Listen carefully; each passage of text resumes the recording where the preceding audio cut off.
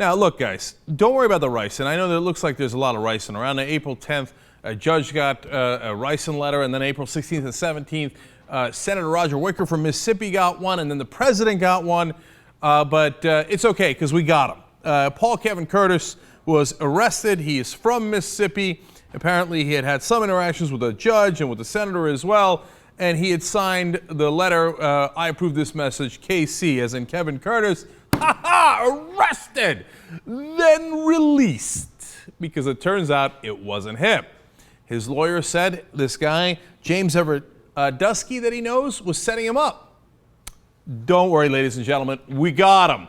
He's under arrest, and it turns out the FBI did find traces of ricin in his place of business, and he was throwing away some stuff in the trash. They found traces of ricin in that as well. On his computer, they found out that he was searching for how to make ricin.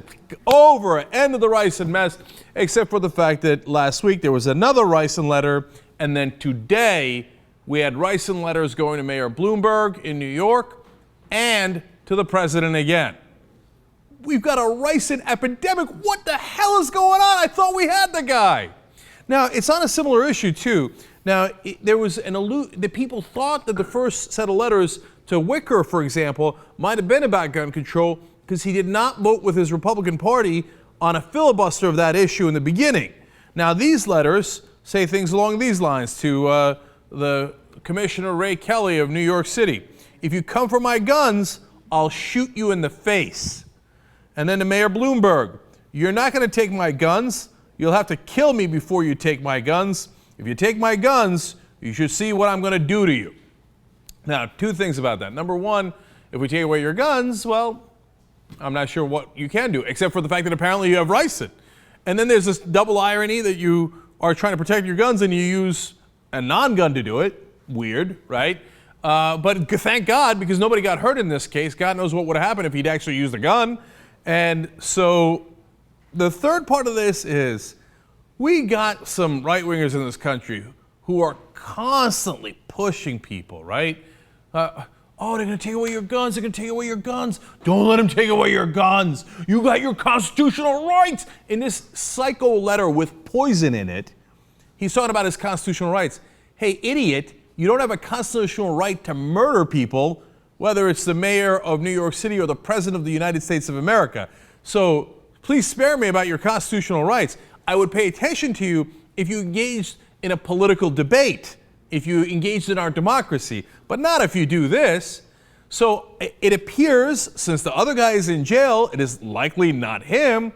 We've got a number of people in the country, it looks like, sending ricin to the president and to other politicians and judges.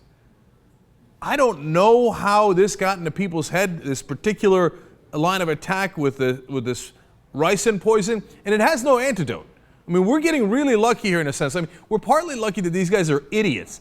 You think when you send the letter to the president, that the president opens it?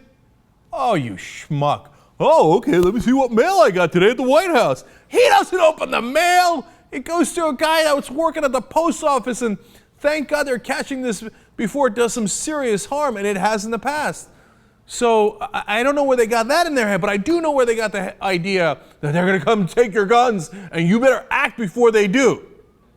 That was a lot of right-wing fear-mongering throughout the country, when in reality, of course, President Obama has no intention of taking your guns or your assault rifles or your high-capacity magazines. He gave up on any of that a long time ago. He's now asking for a non-universal background check, and you want to poison him for that? Nah, this is madness, man. I hope this is the end of the ricin talk, but we don't even have this guy yet. I hope he was stupid enough that we can catch him fairly easily. He did send the mail from Louisiana. Hopefully we can track him down from there. And let's hope he's as dumb as the last guy who just did the research on his computer and had ricin all over the place.